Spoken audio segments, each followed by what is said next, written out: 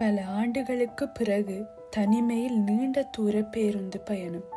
காதில் மாட்டப்பட்ட காதுகள் புரி வழியே இனிய தமிழிசை இன்பம் கொடுக்க தன் கடந்த வாழ்க்கையில் ஏற்பட்ட கசப்பு மட்டும் மாறாது வலித்தாலும் ஏனோ இப்பயணம் ராகுலனுக்கு ஆனந்தத்தை அளித்தது. கையில் இருக்கும் மனம் நிறைந்த மலர் கொத்து அவனை பார்த்து புன்னகை புரிய அதை மெதுவாக தன் மார்போடு அணைத்தபடி பழைய நினைவுகளை மீட்டிக்கொண்டு அவன் பயணமானான். வாருங்கள், அவன் ஆனந்தமாக பயணப்படும் வரை அவனுடைய கடந்த கால வாழ்க்கை பற்றியும் இந்த பயணம் எதற்காக அவனுக்கு இன்பத்தை அளிக்கிறது என்பது பற்றியும் அறிந்துவிட்டு வருவோம். பருவ வயதில் தனக்கு எப்படியான மனைவி அமைய வேண்டும் என மனக்கணக்கு போட்டு வைத்திருந்தான் ராகுலன். அவனின் எண்ணத்தை புரிந்து கொள்ளாத அவனுடைய தமக்கையார் அவனின் தலையில் மண்ணள்ளி போட்டது போல ஒரு திருமண வாழ்வை அவனுக்கு அமைத்து கொடுத்தாள். சிறுவயதில் தாய் தந்தையரை இழந்த ராகுலனுக்கு சகலமும் அவன் அக்காளே. அக்காவின் சொல்லுக்கு எப்போதும் எதிர்பேச்சு பேசாதவன் மனம் ஒவ்வாத இத்திருமணத்தையும் எதிர்த்து பேசாது அமைதி காத்தான். மனதில் புயல் வீச புதிய வாழ்க்கைக்குள் விருப்பமின்றி நுழைந்தது அவனது உயிர். தன் பருவகால ஆசைகளை மனதுக்குள் புதைத்து கொண்டு அக்கா பார்த்து வைத்த பெண்ணின் கழுத்தில் தாலி கட்டினான். பிடிக்காத வாழ்க்கையை முடிந்த அளவுக்கு பிடித்த மாதிரி அமைத்து வாழ முயன்று தோற்றும் போனான். 20 ஆண்டு காலமான மன வாழ்க்கையில் கசப்பு மட்டுமே மிஞ்சியது. எதையும் புரிந்து கொள்ளாதவளாக, இவனின் கலை ஆர்வத்தை தெரிந்து கொள்ளாதவளாக, அன்பாக பேச தெரியாதவளாக இருந்தாள் ராகுலனுடைய மனைவி. எவ்வளவுதான் விட்டு கொடுத்து பேசினாலும் அவளின் பேச்சு கடைசியில் சண்டையில்தான் முடியும் என்பதை புரிந்து கொண்ட ராகுலன் திருமணமாகி 2 ஆண்டுகளுக்குள்ளே அவளுடன் பேசுவதை மெல்ல மெல்ல குறைத்து கொண்டான். தன் எண்ணங்களை, ஆசைகளை அவள் புரிந்து கொள்ள மாட்டாளா என தினம் தினம் ஏங்கினான் ராகுலன். தனக்கு வரும் மனைவி தன் அன்னை போல இருக்க வேண்டும் என கற்பனை செய்திருந்த அவனுக்கு அவளின் ஒவ்வொரு செயலும் வேதனையை கொடுத்தது. நோகும் சொற்களால் ராகுலனின் மனதை நோகடித்தாள் அவள். கல்லிலிருந்து கூட நீர் எடுத்து விடலாம். அவளுடைய மனதிலிருந்து அன்பு என்னும் உணர்வை எந்த காலத்தாலும் கொண்டு வர முடியாது என்பது மட்டும் திண்ணமாக புரிந்தது ராகுலனுக்கு. இருந்த போதும் தன் மனைவியுடைய ஆசைகளுக்கும் விருப்பங்களுக்கும் அவன் எந்த தடையும் விதித்ததில்லை. அவளாவது தன் விருப்பப்படி வாழட்டும் என எண்ணி அவளுக்கு முழு சுதந்திரத்தையும் கொடுத்துவிட்டு அவன் ஒதுங்கிக் கொண்டான். இப்படியாக வாழ்ந்தவனுக்கு 2 நண்பர்களும் சமூக வலைதளங்களின் செய்திகளுமே பொழுதுபோக்காக இருந்தன. நண்பர்களிடத்திலும் தனது மன வாழ்க்கை பற்றிய விவரங்களை பேசிக்கொள்ளாது தனது வலியை, தன்னுடைய ஆசைகளை புதைத்து வைத்த அதே இதயத்துக்குள் பூட்டி வைத்தான். இனி வாழ்க்கையில் எதுவுமில்லை என்ற எண்ணத்தோடு காலத்தை கழித்தவனுக்கு அவனுடைய கனவுலகை ராணியை முகநூலில் பார்க்க வைத்தது விதி. பல ஆண்டுகளாக முகநூலை பயன்படுத்தும் அவனுக்கு முதல் முறையாக அவளுடைய திருமுகத்தை காண வரம் கிடைத்தது. அவளை பார்த்த மறு வினாடியே தன் கவலைகளை அடியோடு மறந்து போனான் ராகுலன். கற்பனை உலகில் தான் செதுக்கி வைத்த சிலை எப்படி என்று முகநூலில் என ஆச்சரியப்பட்டான். தான் செதுக்கி வைத்த அதே சிலை அழகிய புன்னகை பூத்த அவளின் வதனத்தை வைத்த கண் வாங்காது பார்த்து கொண்டே இருந்தான். தான் காண்பது கனவா என எண்ணி திகைத்தான். யார் இவள்? எங்கிருக்கிறாள்? என்ன பெயர் என தேடினான். பெயர் தாரணி. மற்றபடி அவளுடைய விவரங்களை அவளுடைய முகநூல் நண்பர்கள் மட்டுமே பார்க்கும்படி செய்திருந்தாள். அவளுடைய முகவரியை தேடும் ஆவலில் அவளிடம் தன்னை நண்பனாக ஏற்க வேண்டுகோள் விடுத்தான் ராகுலன். அவள் எப்போது தன்னை முகநூல் நண்பனாக ஏற்றுக்கொள்வாளோ என தவமிருக்காத குறையாக வேண்டி நின்றான் அவன். அழகு நிறைந்த தேவதை தன்னை நண்பனாக ஏற்க மறுத்துவிட்டாள். அந்த ஏக்கத்தில் அன்றிரவு அவன் தூங்கவே இல்லை. அவன் உள்ளத்தை களிப்பூட்டும் வகையில் ஒலித்த அந்த சிறு மணி சத்தம் அவனின் இதயத்தில் கோயில் மணியாக கேட்டது. முகநூலின் நட்பை அவள் ஏற்றுக்கொண்ட செய்தியின் அறிவிப்பு ஒளிதான் அது. அவள் தன்னுடைய வேண்டுகோளை ஏற்றுக்கொண்டதால் சொற்களோகம் போய் வந்தது போல உணர்ந்தான் அவன். அவளுடைய முகநூலுக்குள் நுழைந்து அவளை பற்றி அறிய முயன்றான். ஒரு சில புகைப்படங்கள் மட்டுமே இட்டிருந்தாலும் அவை அவளின் பண்பையும் பண்பாட்டையும் கூறுவனவாக இருந்தன. அப்புகைப்படங்களை பார்க்கும் போது போன பிறவியில் அவளோடு பழகியதாக தோன்றியது அவனுக்கு. அது மட்டுமல்லாது முதல் முறையாக அவனின் மனதுக்குள் புதைந்து போயிருந்த ஆசைகள் எண்ணங்கள் எல்லாம் உயிர் பெற்றன போல உணர்ந்தான். தன் கனவுலக வாழ்க்கை நிஜமாக மாட்டாதா என ஏங்கியிருந்த அவனுக்கு அவள் தேவதையாக தேவலோக பெண்ணாக காட்சி கொடுத்தாள். மூடியிருந்த வானம் விழித்தது போல துன்பத்துக்குள் மூழ்கியிருந்த மனதில் பட்டாம்பூச்சிகள் சிறகுகளை அடித்து பறக்கும் ஓசை கேட்டது. அவளை முகநூலில் கண்ட மாத்திரத்திலேயே தனது மனதை பறிகொடுத்த அவனுக்கு தன் அன்பையும் காதலையும் அவளுக்கு எப்படி தெரியப்படுத்துவது என புரியாமல் துடித்தான். எடுத்த உடனே பேசினால் தன்னை தவறாக எண்ணிவிடுவாளோ என்னும் பயத்தினால் கொஞ்ச நாட்கள் அவளின் பகிர்வுகளை மௌனமாக கவனிக்க தொடங்கினான். அவளின் ஒவ்வொரு பகிர்வுகளும் ஏதோ ஒரு நல்ல விடயத்தை உலகுக்கு கூறுவதாக இருந்தன. அத்தோடு கவிதைகளும் எழுதி பகிர்ந்திருந்தாள். பல்சுவை நிறைந்த அவள் கவிதைகள் இவன் மன காயங்களுக்கு மருந்திட்டன. இவ்வளவு காலமும் தான் உயிர் வாழ்ந்ததுக்கான பொருள் விளங்கியவனாக உளம் மகிழ்ந்தான். உணவு மறந்தான், தூக்கம் தொலைத்தான், தன் வயதில் 10 இழந்தான். அவளுடன் எப்படி பேச தொடங்குவதென தன் மனதுக்குள் பெரும் ஆலோசனை கூட்டமே நடத்தினான். முதலில் எப்படியாவது அவளுடன் நட்பு கொள்ள வேண்டும், பின்பு மெல்ல அவளுடன் பேசி பழக வேண்டும் என திட்டம் தீட்டினான். மெல்ல மெல்ல அவளுடைய பகிர்வுகளுக்கு சின்ன குறுஞ்செய்திகள் மூலம் உள்ளீடு இட்டான். அவற்றின் வாயிலாக அவளுக்கு தன் அன்பை வெளிப்படுத்த தொடங்கினான். அவளும் அவன் அனுப்பும் செய்திகளுக்கெல்லாம் மறுமொழி கூற தவறியதில்லை. இப்படியாக ஓரிரு மாதங்கள் சென்ற பின் அவளுடன் பற்றியத்தின் வழியாக பேச ஆரம்பித்தான்.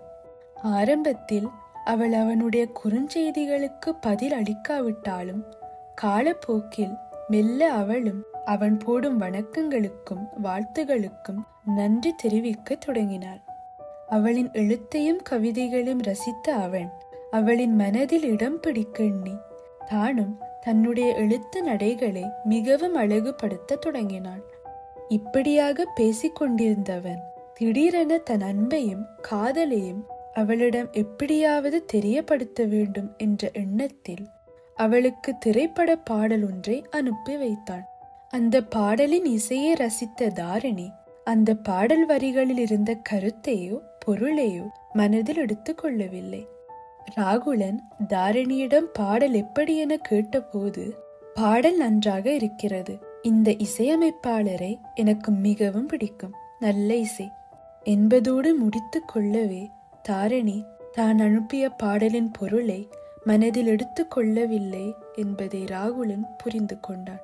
தான் என்ன எண்ணத்தில் அந்த பாடலை அவளுக்கு அனுப்பி வைத்தானோ அதை அவளால் புரிந்து கொள்ள முடியவில்லை என்ற வருத்தத்தில் அன்று முழுவதும் அவன் கண்ணுறங்கவில்லை. எப்படி தன் மனதில் இருக்கும் ஆசையை அவளிடம் தெரிவிப்பது என தெரியாமல் தவித்து துடித்தான். தன் மனதில் மட்டுமே அவள் மீது அன்பு இருப்பதாகவும் அவளிடம் தன் மீது எந்த ஈடுபாடும் இல்லை என்பதையும் புரிந்து கொண்டவன் இனியும் அவளை தொந்தரவு செய்யக்கூடாது என்ற எண்ணத்தில் மெல்ல அவளுக்கு குறுஞ்செய்திகள் அனுப்புவதை குறைத்து கொள்ள தொடங்கினான்.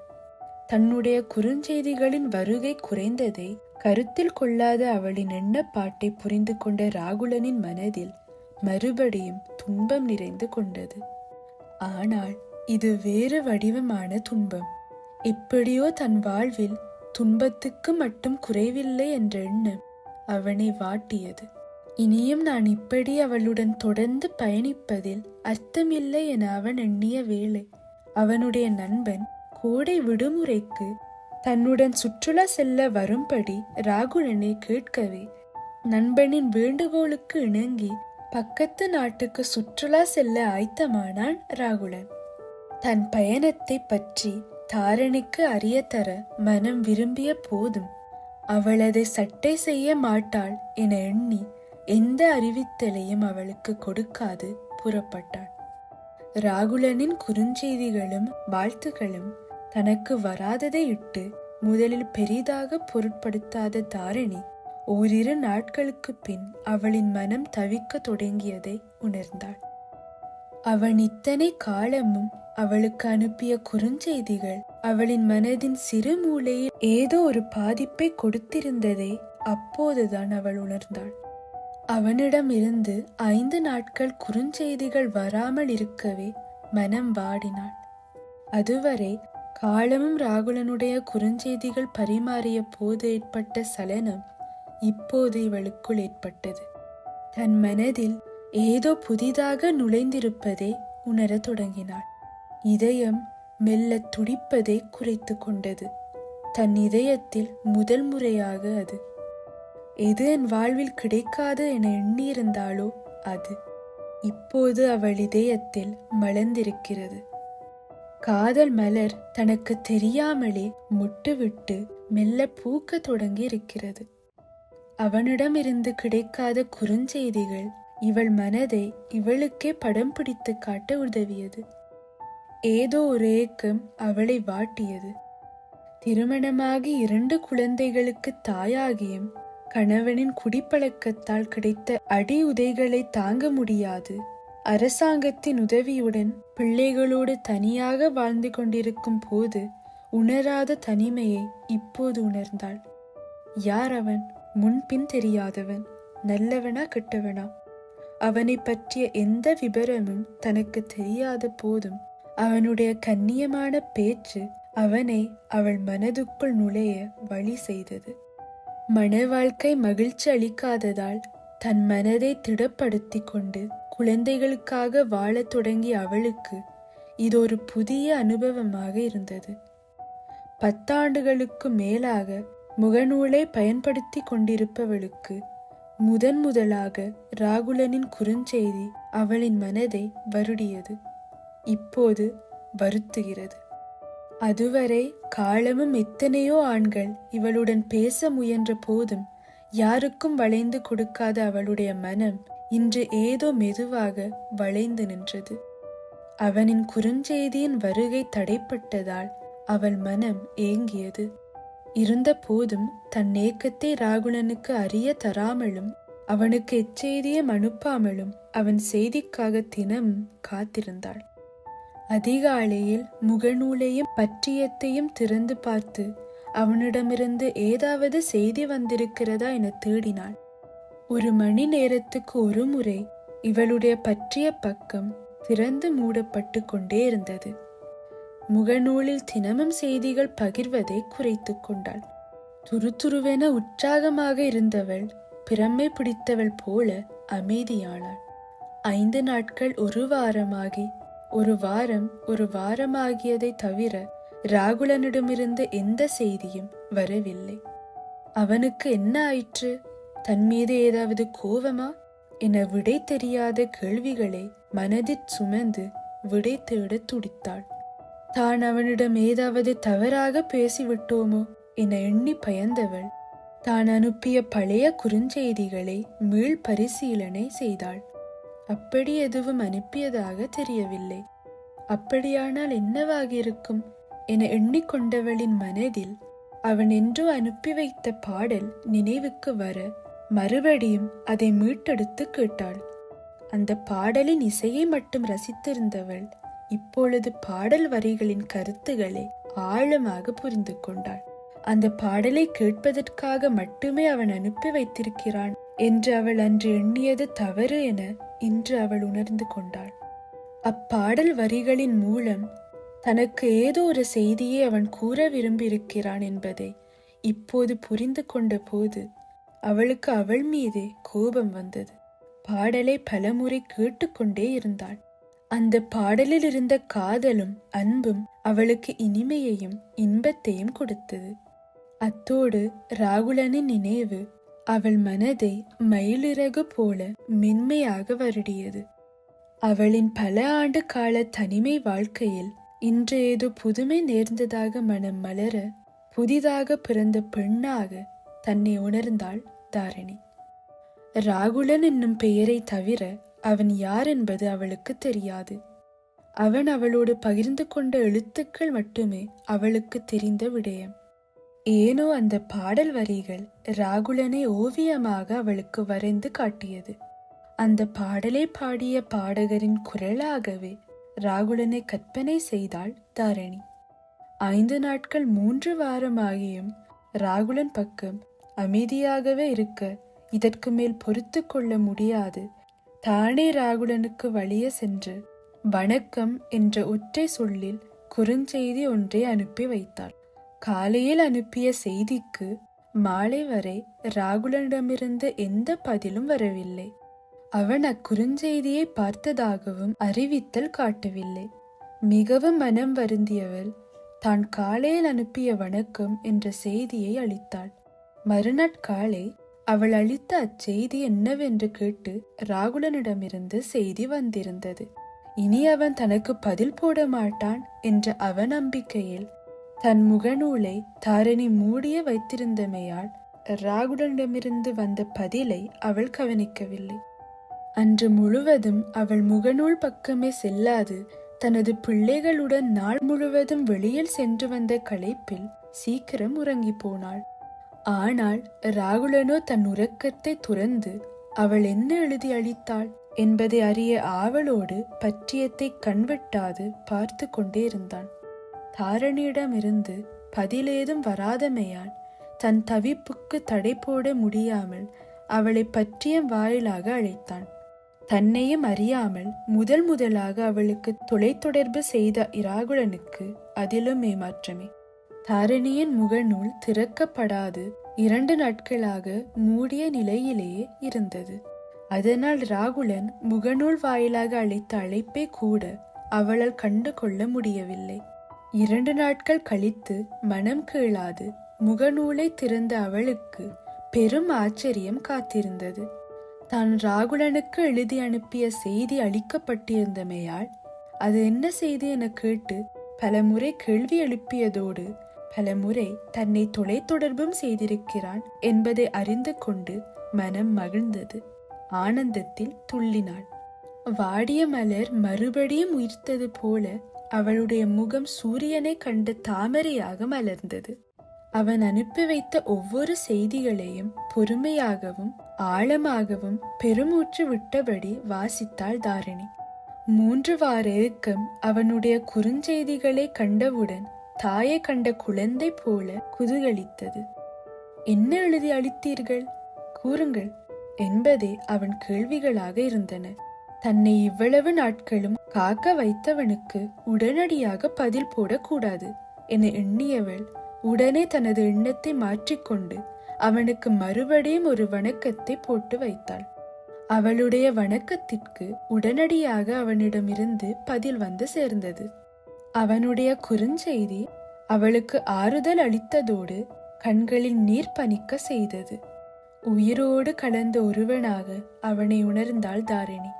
அந்த 3 வார பிரிவு அவளுக்கு 3 ஆண்டு பிரிவுகளாக தோன்றின. அப்பிரிவு அவன் மீது அவள் கொண்ட அன்பை புரிய வைத்திருந்தது. அது வெறும் அன்பு மட்டுமல்ல, காதலும் கூட என உணர்த்தியது. அந்த உணர்வு அவள் மனதில் சிறு பயத்தை ஏற்படுத்தியது. 2 குழந்தைகளுக்கு தாயாக இருப்பவள் மனதில் இப்படியான எண்ணம் தோன்றலாமா? இது தவறில்லையா என எண்ணி தவித்தாள்.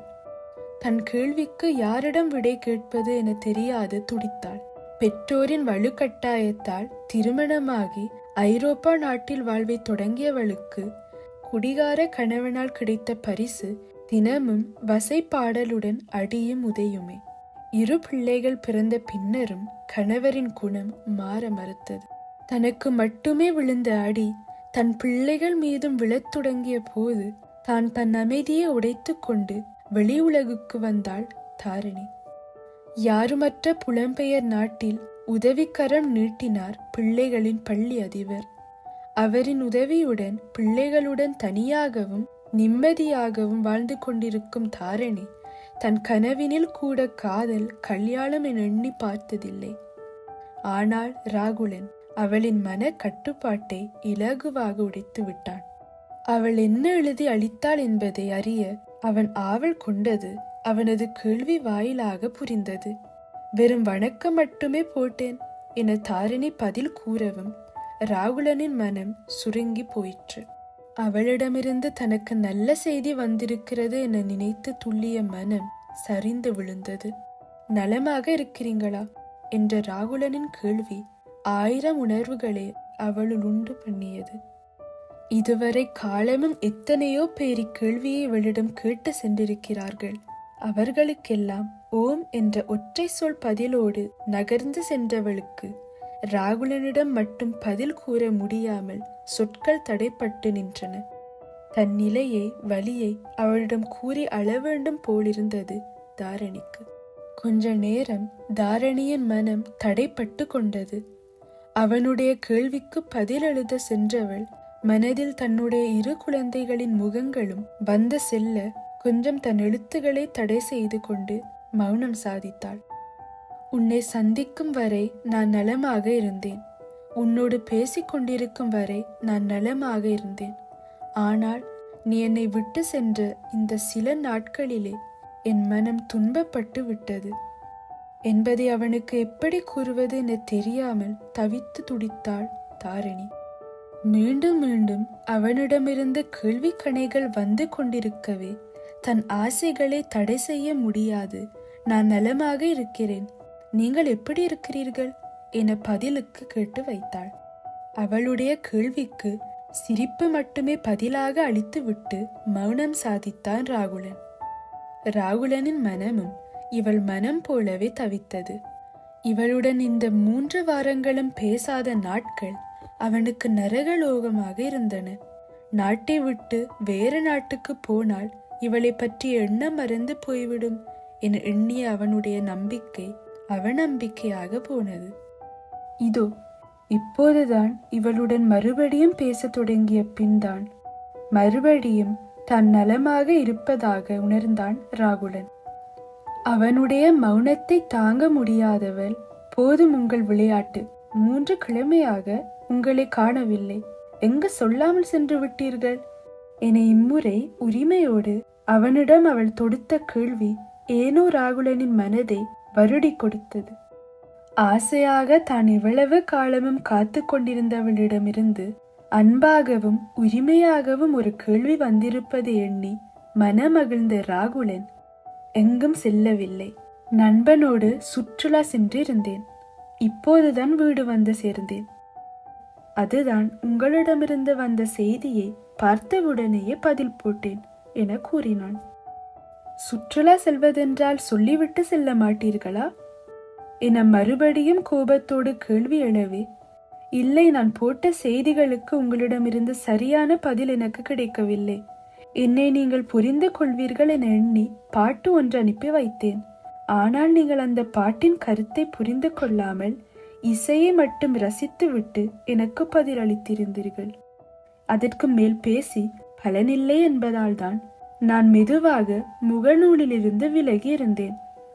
அத்தோடு என் நண்பன் என்னிடம் சுற்றுலா போகலாம் என கேட்க எனக்கும் அது ஆறுதல் அளிக்கும் என்ற எண்ணத்தில் சென்று விட்டேன். மன்னிக்கவும், கூறாமல் சென்றது என் தவறுதான் என அவளுடைய கேள்விக்கு பதிலையும் தன்னுடைய மன வருத்தத்தையும் ஒரே நேரத்தில் தெரிவித்துக் கொண்டான் ராகுலன். அவனிடம் இருந்து வந்த இப்பதிலை வாசித்தவள் தன் நாக்கை தானே கடித்துக்கொண்டு தன் தவறுதான் என்பதை புரிந்து கொண்டு பொம்மை படம் மூலம் மன்னிப்பை தெரிவித்தாள். அவனின் எண்ணத்தையும் அவனுடைய அன்பையும் தான் புரிந்து கொண்டதாக காட்டி கொடுத்து விட்டால் தவறு நடந்து விடுமோ என எண்ணிக்கொண்டு தன் மனதில் எதுவும் தெரியாதது போல், புரிந்து கொள்ளாதது போல் மறுபடியும் நாடகம் ஆடினாள் தாரணி. தொலைத்தொடர்பு ஏற்படுத்தியிருந்தீர்களே, ஏதாவது விடயமா என மறுபடியும் தாரிணி ராகுலனை கேட்டபோது, இல்லை இல்லை, உங்களிடமிருந்து பதில் வராததால் நான் அவசரப்பட்டு தொலைத்தொடர்பு ஏற்படுத்தி விட்டேன், மன்னித்துக் கொள்ளுங்கள் என தன்னுடைய மன்னிப்பை தெரிவித்த ராகுலனுக்கு அவளிடமிருந்து வந்த பதில் பரவாயில்லை. அந்த பரவாயில்லையில் ஒரு ஆறுதல் கிடைத்தாலும் மறுபடியும் அவளுக்கு அழைப்பு விடுக்க ஆசைப்படுவதை எப்படி தெரிவிப்பது என தெரியாமல் தவித்த போது, மறுபடியும் அழைக்க விரும்பினால் அழையுங்கள் என்று அவளிடமிருந்து வந்த செய்தி பேரானந்தத்தை அவனுக்கு அள்ளி கொடுத்தது.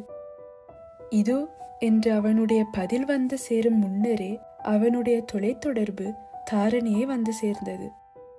முதல் முறையாக இருவரின் குரல்களும் பரிமாறப்பட்டன. ராகுலனின் குரல் அந்த பாடகனின் குரலை விட இனிமையாக இருந்தது தாரணிக்கு. அதேபோல் தாரணியின் குரலும் மென்மையாகவும் இனிமையாகவும் இருந்தது ராகுலனுக்கு. அவளின் முகத்தை முகநூலில் பார்த்து ரசித்தவனுக்கு அவளுடைய குரலின் இனிமை கேட்டு மயிலும் குயிலும் இணைந்த ஒரு பெண்ணா இவள் என எண்ணி மகிழ்ந்தான். ஏனோ முதல் தொலைத்தொடர்பு தொலைதூரத்தில் இருந்து வந்திருந்தாலும் இருவரும் மிக அருகருகே அமர்ந்து பேசியது போல் உணர்வை கொடுத்தது. நிமிடங்கள் மணித்தியாலமாக நீண்டாலும் தொலைத்தொடர்பை துண்டிக்க இருவருக்குமே மனம் வரவில்லை. பிள்ளைகள் பள்ளியில் இருந்து வரும் வேளைதான் அவள் தன்னிலை அறிந்து அவனோடு இருந்த தொலைத்தொடர்பை நிறுத்தி கொண்டாள். வெறும் எழுத்துக்களால் மட்டும் பரிமாறி கொண்டிருந்த அவர்களுடைய பேச்சு இன்று தொலைத்தொடர்பு வாயிலாக தொடரவே அவர்களிடையில் இருந்த அன்பு வேகமாக வளரத் தொடங்கியது. காலங்கள் ஓடின. தங்களுடைய ஆசைகள், வாழ்க்கையின் இன்பத் துன்பங்கள் என அத்தனை விடயங்களையும் பரிமாறி கொண்டார்கள். ஒரு நாளில் ஒரு முறையேனும் எப்படியாவது பேசிவிடுவார்கள். அவர்களின் உரையாடலால் இருவரும் தொலைதூரம் இருந்தாலும் அருகில் இருப்பது போல் உணர்வை கொடுத்தது.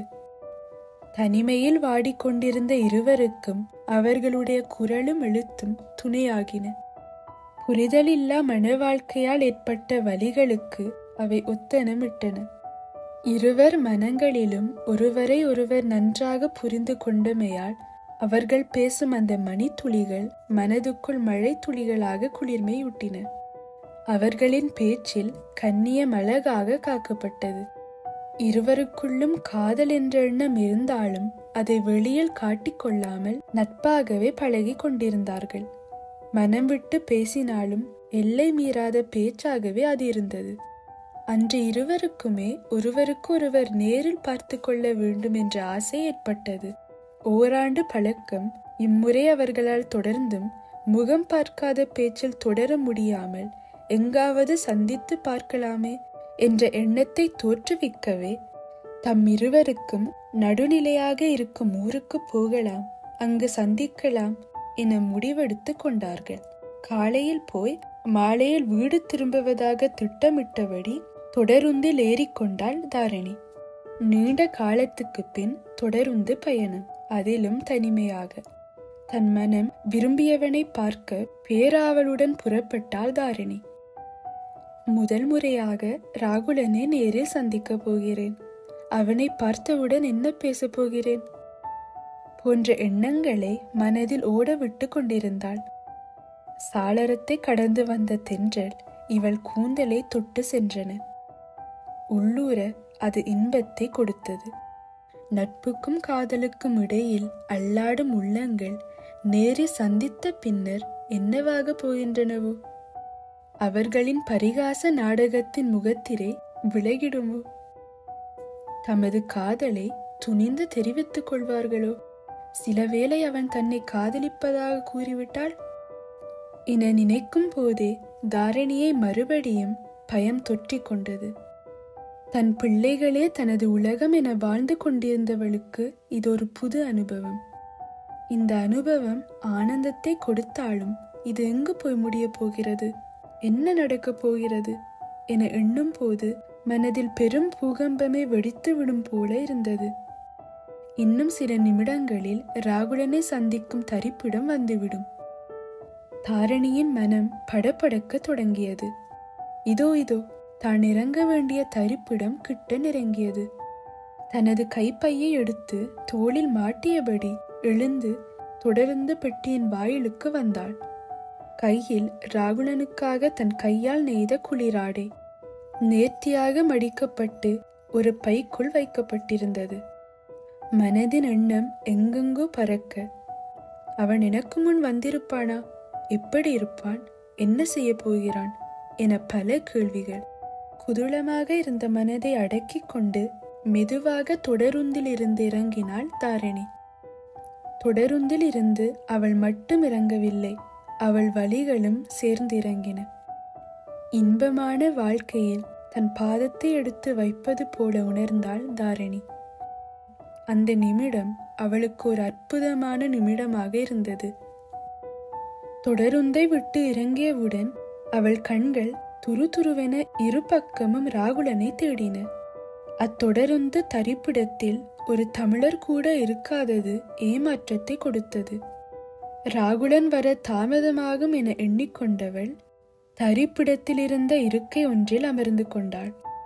தன் வாழ்வுக்கு புது ஒளி கொடுக்க ராகுலன் என்னும் தீபத்தை எதிர்பார்த்து நம்பிக்கையில் காத்து கொண்டிருந்தாள் தாரிணி. அவள் விழிகள் காதலோடும் அன்போடும் நட்போடும் ராகுலனின் வரவுக்காக வினாடிக்கு ஒரு முறை அங்கும் இங்கும் தேடி தேடி பார்த்து கொண்டிருந்தன. ராகுலன் தனக்கு முன்பாகவே வந்து விடுவதாக கூறியிருந்தாரே, ஏன் இன்னும் வரவில்லை? இன்னும் 2-3 மணி நேரத்தில் வீட்டுக்கு திரும்ப வேண்டும், சீக்கிரம் அவர் வந்துவிட வேண்டும் என வேண்டிக் கொண்டாள். ராகுலனை பார்க்க ஆசை கொண்டிருந்த மனம் இப்போது பயத்தில் படபடக்க தொடங்கியது. நேரமாக ஆக அவன் வராவிட்டால் தான் அவனை பார்க்காமலே போய்விடுவேனோ என பயந்தாள். 1 மணி நேரமாகியும் அவனை காணாததால் தொலைபேசியால் அழைப்பு விடுத்தாள். அவனுடைய தொலைபேசி மணி அடித்து கொண்டே இருந்தது. ஆனால் அவளுடைய அழைப்புக்கு அவனிடமிருந்து எந்த பதிலும் இல்லை. தாரிணியை பார்க்க ஆவலோடு வந்து கொண்டிருந்த ராகுலனின் கற்பனை சிறகுகள் பறக்கவே எப்படியாவது அவளிடம் தம் காதலை சொல்லி அவளிடம் திருமணத்துக்கு சம்பந்தம் வாங்கிவிட வேண்டும். அவள் பிள்ளைகளுக்கு தான் ஒரு நல்ல அப்பாவாக இருப்பேன் என்னும் வாக்குறுதி கொடுக்க வேண்டும். தன் விருப்பத்தை அவள் ஏற்றுக்கொள்ள வேண்டும். இப்படியாக தன் ஆசைகளுக்கு சிறகு கட்டி பறக்க விட்டு கொண்டிருந்த போது எதிரில் வந்த சிற்றுந்தில் இவன் வந்த பேருந்து மோதி அருகில் இருந்த பள்ளத்தாக்கில் விழுந்து நொறுங்கியது. பேருந்து மட்டுமல்ல, ராகுலன் தாரிணி என்னும் 2 நெஞ்சங்களின் கனவுகளும் தான். உடல் பாதி சிதைந்த நிலையிலும் தான் தாரிணிக்காக ஆசையாக வாங்கி வந்த பூங்கொத்தை மட்டும் கைவிடாது மார்போடு அணைத்தபடி உயிர் பிரிந்தான் ராகுலன். ராகுலன் குறித்த நேரத்தில் வராததால் வாடிய மனதுடன் வீடு திரும்பினாள் தாரிணி. ராகுலனும் எல்லோர் போலவும் தான். வருவதாக சொல்லிவிட்டு இப்படி ஏமாற்றியது மட்டுமன்றி தொலைபேசியில் கூட அழைத்து தான் வர முடியாததை அறிவிக்கவும் இல்லை. போதும், இந்த அன்பால் நான் பட்ட வேதனை. என் வாழ்க்கையில் புது வசந்தம் வந்ததென நினைத்தேன். அது வந்த வேகத்தில் திரும்பி சென்று விட்டது என எண்ணி எண்ணி அழுதாள் தாரிணி. பாவம், அவளுக்கு தெரிந்திருக்க வாய்ப்பில்லை. அவளை காண ஆசையாக வந்தவன் இன்று பள்ளத்தாக்கில் உயிரின்றி கிடப்பது. செய்தியில் பேசப்பட்டால் மட்டுமே இச்செய்தி தாரிணியின் காதுகளுக்கு எட்டும். இல்லையேல் வாழ்நாள் முழுவதும் தாரிணிக்கு ராகுலன் என்பவன் ஒரு ஏமாற்றுக்காரனாகவே இருந்து விடுவான். தாரிணியின் காதல் விடை காணா பயணமாக மறைந்து விட்டது. என்றாவது ஒரு நாள் ராகுலனை சந்திப்பேன். அப்போது எதற்காக என்னை இப்படி ஏமாற்றினீர்கள் என கேட்பேன் என்ற நம்பிக்கையில் தன் சுவாரஸ்யமற்ற வாழ்க்கையை தொடர்ந்தாள் தாரிணி.